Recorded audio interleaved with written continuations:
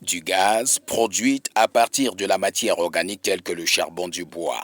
Cette invention a suscité la curiosité d'un grand public lors de la première rencontre d'échange, de découverte et d'exhibition de la région de l'Ouest, en abrégé REDEO.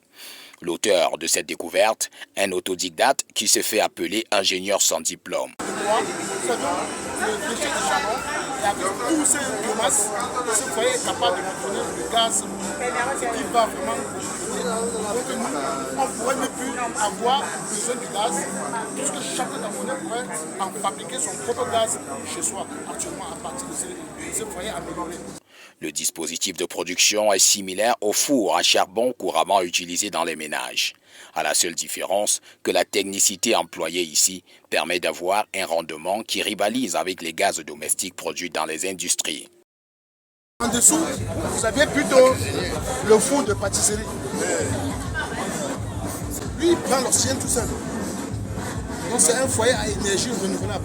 Il est capable de s'auto-recharger en oxygène jusqu'à 90%.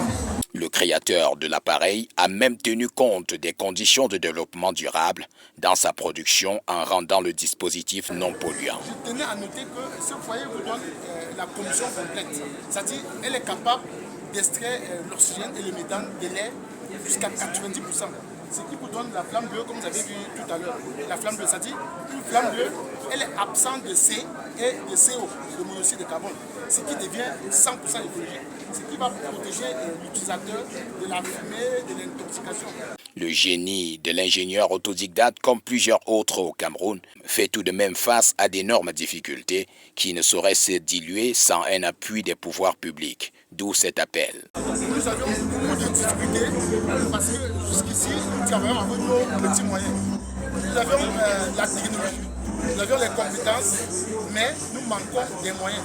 Alors nous pensons que si on avait des moyens nécessaires pour fabriquer le produit peut-être d'une manière meilleure, qui remplit les conditions actuelles de technologie, peut-être avoir des meilleurs postes à souder, meilleures découpeuses, meilleures scies métalliques, et peut-être un peu de moyens aussi pour acheter le matériel en gros, ce qui va baisser, non seulement baisser le prix d'un foyer, mais aussi donner la possibilité de produire en grande quantité pour satisfaire la grande demande. Des inventions révolutionnaires comme celle-ci, il y en avait en grande quantité au REDEO 2023. Des exploits d'ingénie camerounais qui, bien contenus et bien orientés, nous conduiront à coup sûr à une nation qui n'a rien à envier aux grandes puissances économiques de ce monde.